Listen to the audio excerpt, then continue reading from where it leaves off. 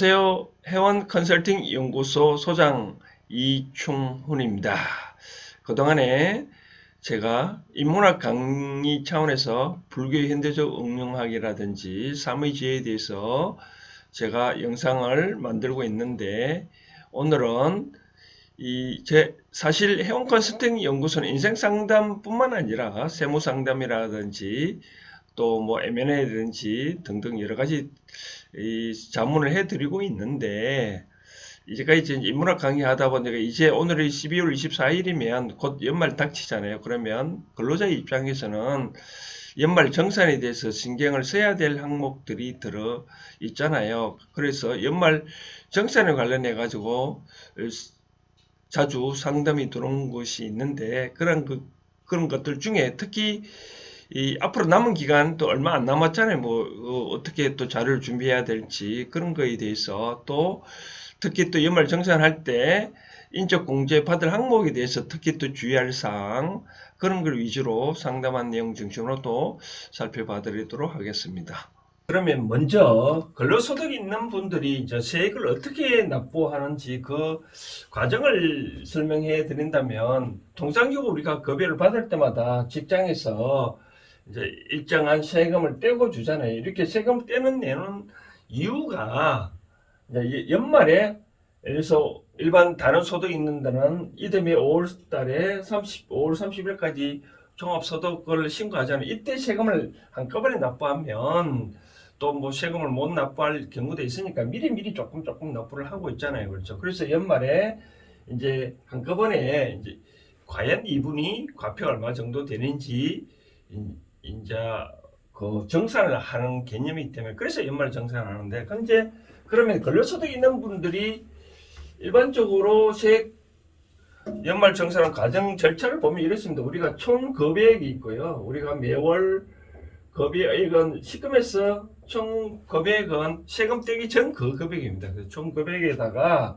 우리가 뭐를 공제를 하냐면 근로소득 공제가 있습니다. 근로소득 공제가 있는데, 이 근로소득 공제는 뭐냐면, 일반적으로 사업자들은 여러 가지 비용 공제를 받을 수 있잖아요. 뭐 예를 들어서 이렇게 매출액이 있으면 이 매출액 달성하기 위해서 여러 가지 또 비용을 공제 받잖아요. 뭐 매출원가라든지. 그런데 근로소득자들 입장에서는 뭐 식사도 해야 되고 또 여러 가지 또 교통도 뭐 교통비도 들어가니까 일괄적으로 얼마든지 모르잖아요. 그렇죠? 그래서 일괄적으로 세법에서는 이러한 급여를 받으면 이와 같이 근로소득 일정한 비용이 예상을 해서 비용을 공제해 주는 항목이 바로 근로소득 공제입니다. 이와 같이 근로소득 공제는 일반적으로 아까 말한 대로 기업들한테 어떤 개인 사업자 따진 비용의 일종의 항목이다라고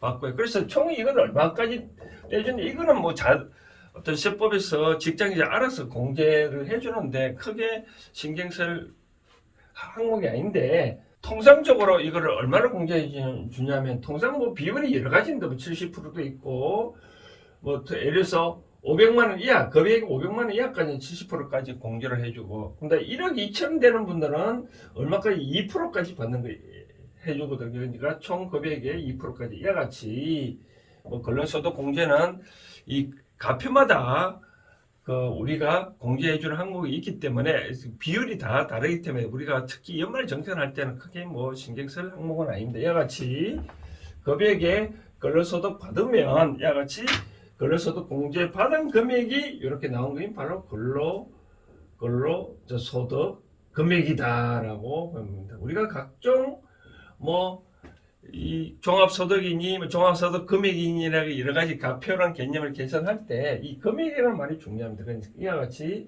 총 금액에다가 근로소득 공제 금액 뺑금액이 바로 근로소득 금액이다라는 거고, 이제 여기다가 이제 우리가 중요한 거는 각종 인적 공제를 하잖아요. 이제 인적 공제, 특히 이제 본인 공제가 있고, 이제 배우자 공제가 있고, 이제 자녀 공제가 있고, 이제 직계 존속 공제가 있잖아요. 여기서 뭐 본인, 배우자, 자녀 존속 공제를 할 때 크게 뭐 주의할 사항은 뭐냐면, 자녀는 20세 이하고 존속은 60세 이상인데, 그럼 각각 150만 원씩 공제를 해주는데 여기 특히 문제가 되는 것은 본인은 뭐 크게 문제가 되지 않냐는데 특히 이제 배우자 자녀도 특히 뭐 20세는 뭐 대학교 1학년까지 크게 문제가 되지 않는데 존속이라든지 배우자 공제를 보면 무조건 배우자나 존속 공제 다 해주는 게 아니라 특히 중요한 거는 아까 말한 대로 이 소득이 있으면 안 되거든요. 이분들은 나름대로 소득이 있으면 안 되는데 그럼 소득이 얼마까지 있으면 문제가 되느냐면 특히 아까 제가 금액이 중요로 하다 했잖아요. 근데 근로소득 금액 이걸 이게 이제 순수 가편인데 일반적으로 근로소득만 있으면 뭐 500만 원까지는 배우자도 공제를 해주고 나머지 소득 근데 여기서 중요한 거는 나머지 소득이 뭐가 있냐면 우리가 소득세법에서 많은 소득이 말합니다. 그죠? 다른 소득이 아니라 소득세법에서 소득인데 소득세법 소득은 여러 가지 다 있거든요. 종합소득이 있고 양도소득이 있고 퇴직소득도 있거든요. 이 종합소득은 여러 가지 뭐 이자소득 또 배당소득 연금소득 사업소득 있잖아요. 이와 같이 근로소득 이외에 이자 배당 연금소득이라든지 양도소득이 이게 퇴직소득이 100만 원이 넘어가면 이렇게 공제 신청을 하면 안 됩니다. 만약에 공제 신청을 했다가는 이듬해 한 11월 달쯤 되면 당신은 잘못 공제 받았다 해가지고 가산세와 추징세를 또 많이 물거든요. 그 조심해야 됩니다. 특히 우리가 뭐 부부간에 화목하면 괜찮은데 별로 안 좋고 뭐 떨어져 살고 있다 하면 특히 이 양도소득 양도소득도 소득이거든요. 그러니까 또 퇴직소득이라든지 특히 또 연금소득 등등 받는 그 배우자나 직계 존속분이 이같이 연금소득을 받는 분이 있으면 이 공제 신청을 하면 안 됩니다. 그래서 특히 조심할 것은 양도소득은 뭐 연금은 뭐 매달 받으니까 뭐 발생된 줄 알지만 양도소득은 우리가 뭐 1년에 한두 번 일어날 수도 있잖아요. 그죠? 안 일어날 수도 있고. 근데 어쩌다가 발생하다 보니까. 그러니까 부동산 이 양도소득이 있으면 그 배우자에 대해서 배우자 공제나 뭐 또 이렇게 직계 존속이 또 양도소득이 발생하면 안 된다. 이렇게 신청하면 안 된다라는 것을 크게 조심을 해야 되고요.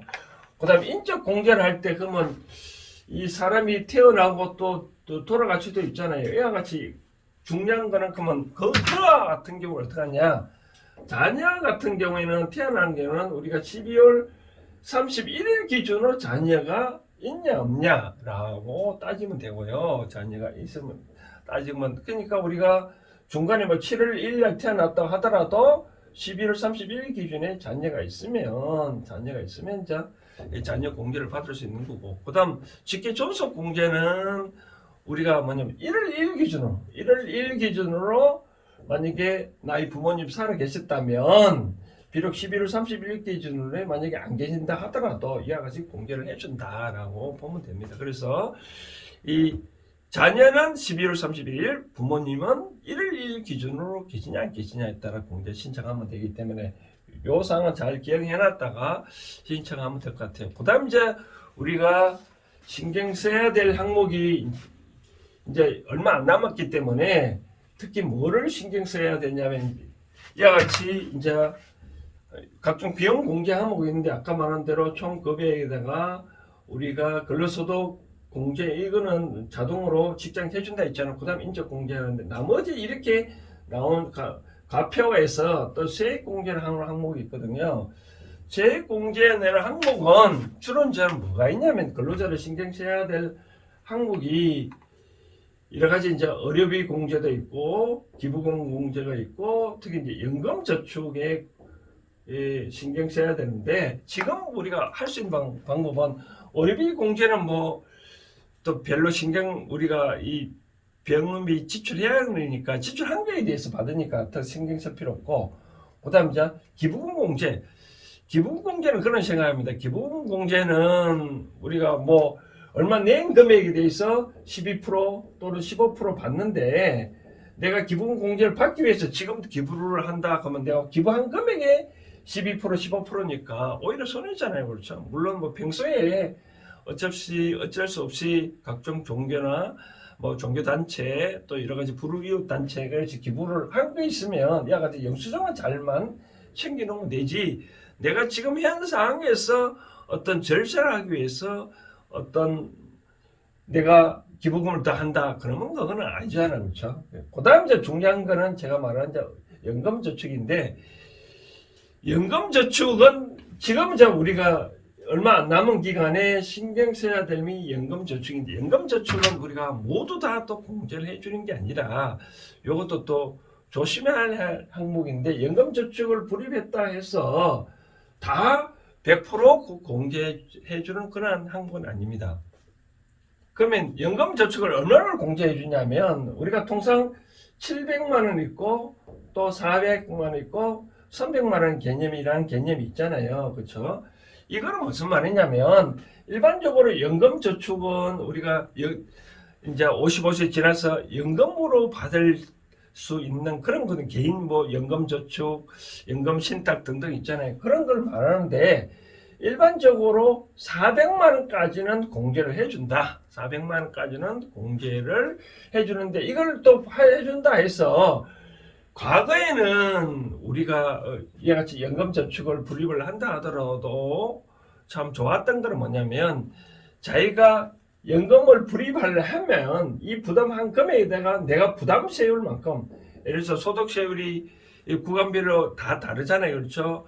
뭐 600만 원 이하는 뭐 6%, 1200만 원 이하는 1800만 원 이하는 여러 가지 구간세인데, 내가 부담한 세울 만큼 돌려받았는데, 지금은 이와 같이 내가 부담 세울 만큼 돌려받는 게 아니라, 우리가 세율이 있잖아요. 12%든지 15%만큼 내가 불입한 금액만큼 이 소득마다 다 다르거든요. 총 금액이 5,500만 원은 이와 같이 15% 공제를 해주지만, 5,500만 원 초과하면 12%밖에 공제를 또 안 해주거든요.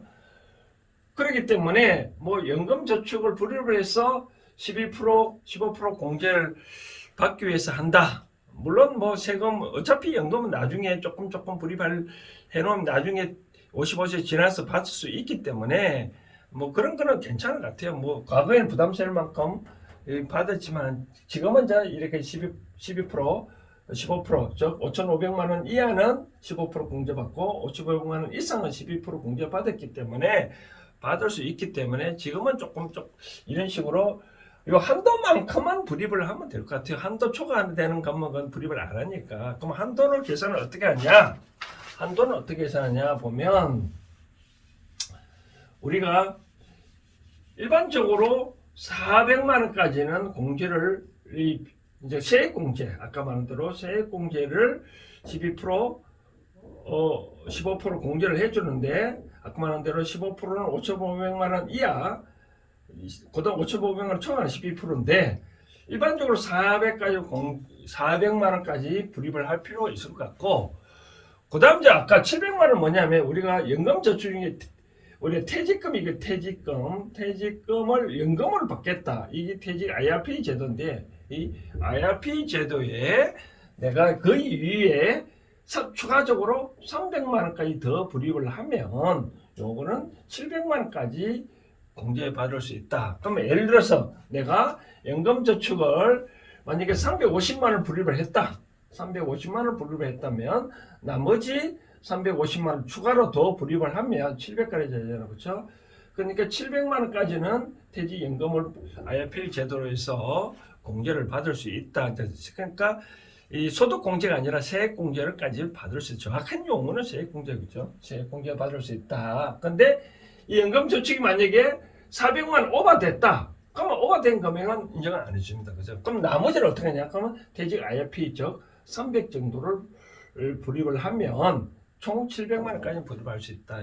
이 점이 중요합니다. 그래서 우리가 뭐 400만 원, 700만 원 제도가 400만 원 초과되면 안 된다. 그러면 초과 금액은 한다 그러면 나는 퇴직 IRP 제도를 불입을 해야 된다. 중요하고. 그다음 누구나 다 또 400만 원 공제하는 게 아니라, 또 뭐 급여 소득세가 1억 2천만 원, 1억 2천만 원이 초과되는 분들은, 그 연봉이 1억 2천만 원 초과되는 분은 어떠면 300만 원까지 바깥세액 공제를 안 줍니다. 그러면 이분들은 어떻게 하냐면 400만 원 초과 분원이 돼 있으면 400만 원 추가로 퇴직 IRP 제도를 불입하면 또 이분들도 700만 원까지는 세액 공제를 해줄 수 있다. 세액 공제 금액은 아까 말한 대로 연금 1억 2천이면 아까 12% 정도 불입 금액에 인정해 주죠. 그죠? 다시 정리하면 지금 뭐 연초가 아니라 연말에 지금 당장 연말 정산을 해야 될 필요 입장에 있어서 지금 할 수 있는 수단은 바로 퇴직연금, 연금저축에 불입을 해야 되는데 다 100%또 하면 또 안 되잖아요. 뭐 이렇게 더 많이 하면 인정 안 해주니까 세법사에서 공제해 줄 수 있는 한도만큼만 하면 되거든요. 아까 다시 정리하자면 일반적으로 연금저축은 400만 원 초과되는 금액은 IRP 제도로 불입을 해야지 계속 연금저축에 불입하면 인정을 안 해준다. 그리고 총 금액이 1억 2천만 원 되는 사람들은 300만 원까지만 연금저축에 불입하고 나머지는 퇴직 IRP 제도에 불입을 해야만 된다라고 되고, 그 다음 또 연말정산할 때 또 신경 써야 될 이 신용카드 공제 있잖아요. 신용카드 공제는 지금 뭐 내가 신용카드 공제를 받기 위해서 이 또 신용카드 쓴다. 그러면 뭐 오히려 마이너스 하잖아요. 어차피 지출 항목이 있으면 신용카드 그런데 신용카드 공제도 총 금액의 25% 이상을 사용을 해야, 연봉이 1억이면 2,500만 원 이상을 뭐 신용카드 공제를 해야 신용카드 써야만 공제를 해주는데, 근데 사실 그렇습니다. 우리가 신용카드는 또 일종의 빚이잖아요. 그렇죠? 빚이니까 뭐 내가 연말 정산 때 이 신용카드 공제를 받기 위해서 신용카드를 계속 쓴다고 오히려 파산하잖아요. 그렇죠? 그렇기 때문에 저는 권유를 드리고 싶은 사항은 체크카드를 사용하고 싶네요. 체크카드는 내 통장에 돈이 있을 때만 결제가 되니까 그러면 과소비도 안 되잖아요. 그렇죠? 근데 체크카드나 현금 영수증은 또 공제율이 다 다르니까 이같이 미리 이 절세 포인트 차원에서 이렇게 하면 되지 않겠나라고 생각되어집니다. 자, 오늘은 11월 24일인데 남은 기간 얼마 안 되는 항목 중에 특히 신경 써야 할 항목은 연금저축밖에 우리가 할 수 있는 수단이 크게 많지는 않다라고 생각 들고, 아까 그런 범위 내에서 내가 연금저축이 지금 얼마를 불입하고 있는지 계산해 봐가지고 만약에 400만 원 이상 불입된 거 있으면 일단 불입을 중단하고 그 금액을 IRP 제도로 불입을 해야만 700만 원까지 불입하고 세액 공제를 받을 수 있다고 생각하면 될 것 같습니다. 자, 그러면 요 정도만 알면 뭐 우리가 연말 정산하는데 크게 뭐 우리가 놓치고 있는 항목은 없을 것 같아요. 그래서 요 정도 아시고 잘 준비하시면 될 것 같습니다. 감사합니다.